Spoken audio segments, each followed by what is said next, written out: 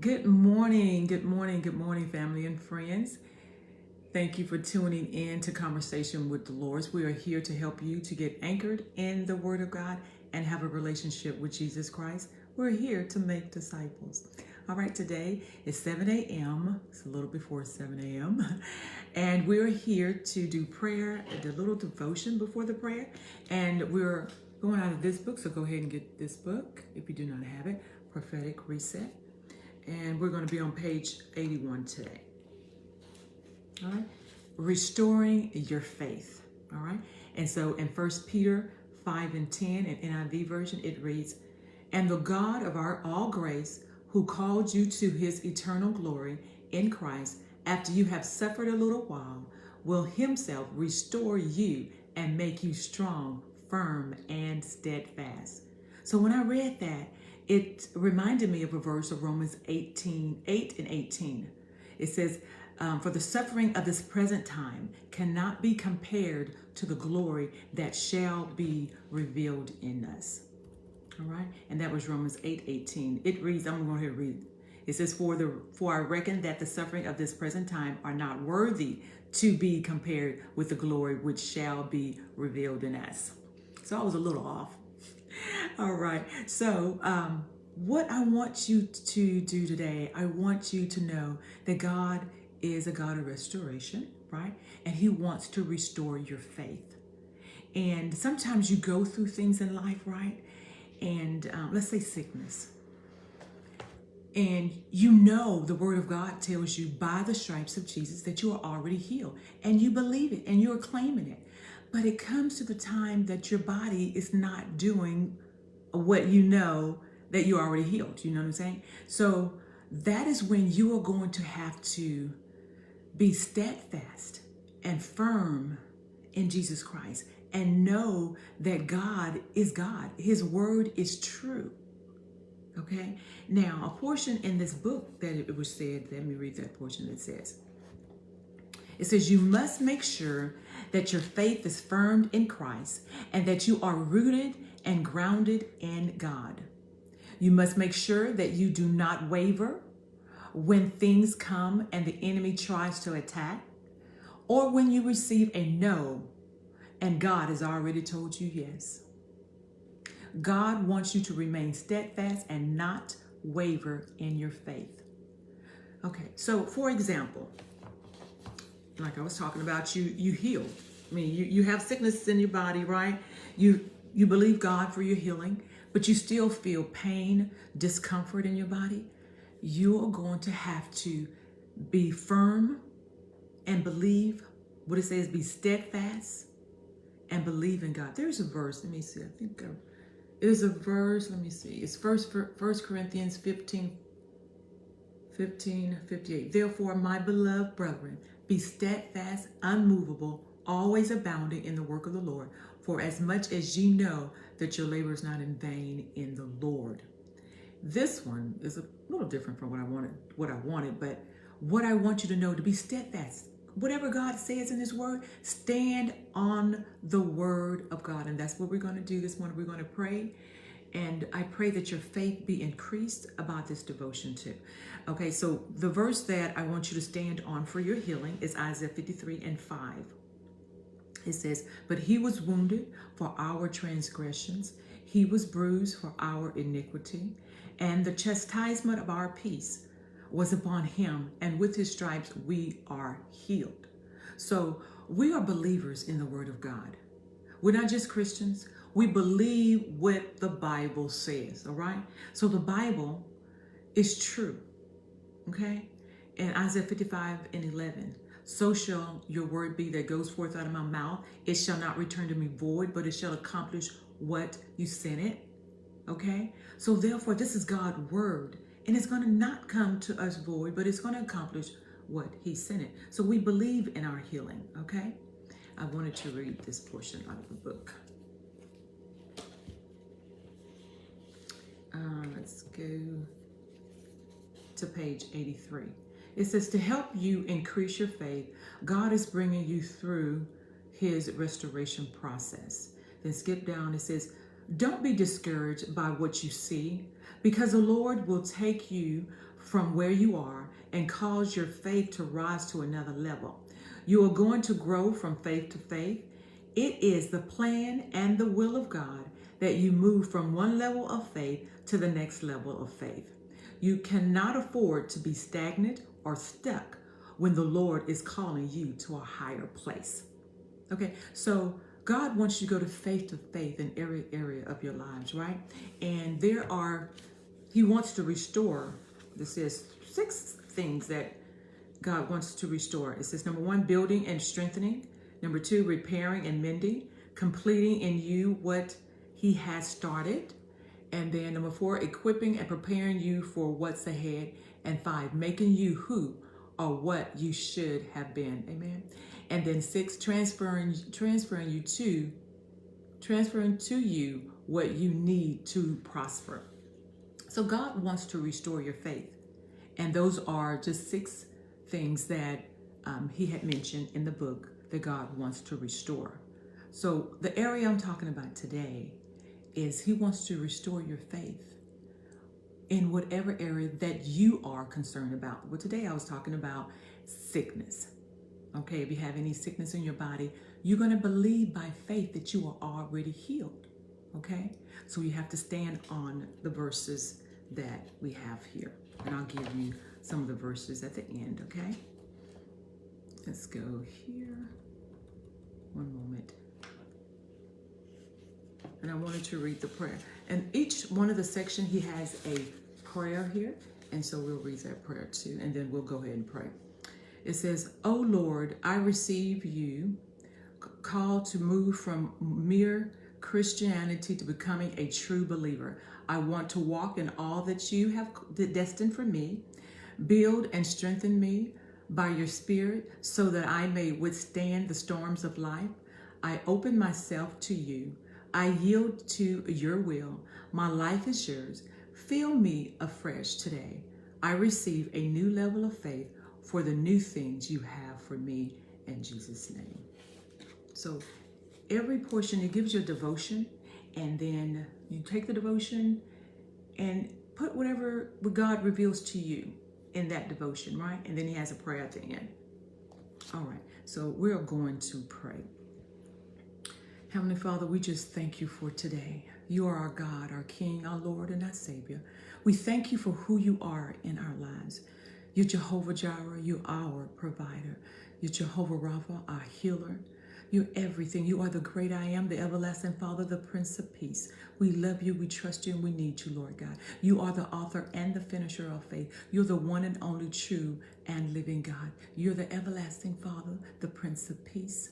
You are our God, and we thank you. So we come before you today with our hearts full of gratitude, knowing that you are the God of restoration. You, in your word, Lord God, in 1 Peter 5:10 assures us that after we have suffered a little while, you will restore us. And so we thank you, Lord God. And you say that you were going to make us strong, firm, and steadfast. Lord, we hold on to the promises of God, trusting in you, knowing that your word does not return to you void. We thank you, Lord God. We're trusting that no suffering we endure in this present time can be compared to the glory that you have, but the glory that you have for us. For the suffering of the present time cannot be compared to the glory that shall be revealed in us. So we thank you, Heavenly Father. We thank you for all that you're doing in our lives, Lord God. You are doing a great work in each and every one of us, taking us from glory to glory, faith to faith. You are building and strengthening us, repairing what is broken and completing what you have started in us. Hebrews 12:2, looking unto Jesus, the author and the finisher of our faith. You are equipping and preparing us for the road ahead, making us into all that you have destined us to be. In Romans 8:19, for the earnest expectation of the creation waited for the manifestations of the sons of God. You are transferring to us every resource, every tool, every blessing we need to prosper. So Lord, as you speak to our faith, we declare that we will not waver. Your word says in Hebrews 11:1 that faith is the substance of things hoped for and the evidence of things not seen. Even when we do not see the breakthrough, Lord God, we will trust in you. Even when the circumstances do not align with our expectations, we believe your promises. We stand firm, declaring that I am standing on the word of God. Father, we ask that you increase our faith. Let us grow from faith to faith, moving higher and deeper in your walk. We refuse to remain stagnant when you are calling us forward. Strengthen our hearts and our minds and our spirits so that we will remain steadfast in you. Help us to let go of the past so we can forget the things which are behind and we press forward to the high calling in Christ Jesus. So, Lord God, we trust in you. We trust in your process of restoration. We thank you in advance for the mighty work that you are doing in our lives. We thank you and we believe in you, Lord God, by faith. And we stand on the scriptures for healing. Romans 8 and 11. For the Spirit of God who raised Jesus Christ from the dead lives in you. And just as God raised Christ Jesus from the dead, he will give life to your mortal bodies by the same Spirit living within you. 2 Chronicles 7:14. If my people which are called by my name shall humble themselves and pray, seek my face, and turn from their wicked ways, then will I hear from heaven, I will forgive their sin, and I will heal their land. Thank you, Lord God, for healing our land. Psalms 118:17, I shall not die, but live and declare the works of the Lord. There's another scripture. It says, with long life would I satisfy him and show him my salvation. That's Psalms 91:16. And then Psalms 107:20. He sent his word and he healed them and delivered them from their destruction. Isaiah 53:5. But he was wounded for our transgressions. He was bruised for our iniquity. And the chastisement of our peace was upon him. And with his stripes we are healed. Amen. And then Jeremiah 30:17, for I will restore health unto thee, and I will heal you of your wounds. Psalms 103:3 and 4, who forgives all your iniquities, who heals all your diseases, who redeems your life from destruction, who crowns you with loving kindness and tender mercies. So, and then 1 Samuel 26:6, long life to you, good health to you and your household, and good health to all that is yours. So, Lord, I thank you for the word that you have given us to stand. Your word is true. Your word is pure. It does not return to you void, but it shall accomplish what you sent. So, Lord God, we send forth healing to those who have sickness in their bodies, Lord God. And we pray that they are completely healed from the crown of the head to the soles of their feet in the name of Jesus. And then also, Lord God, so much stuff is happening in the earth today and people are losing their jobs. But we stand on your word, Lord God, that we shall not lack not one thing in the name of Jesus, because you take care what belongs to you. In Philippians 4:19, it says, but my God shall supply all your need according to his riches and glory by Christ Jesus. So I thank you, Lord God, that you're Jehovah Jireh, our provider. Deuteronomy 1 and 11, may the Lord, the God of your ancestors, increase you 1,000 times and bless you as he promised. Amen.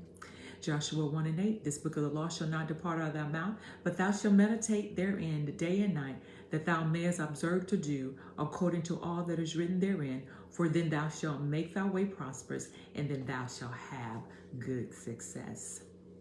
Deuteronomy 8:18, but thou shalt remember the Lord thy God, for it is he that giveth thee power to get wealth, that he may establish his covenant, which he swore unto the fathers, as it is this day. Psalms 37:25, I have been young, and now I'm old. Yet I have not seen the righteous forsaken, nor his seed begging bread.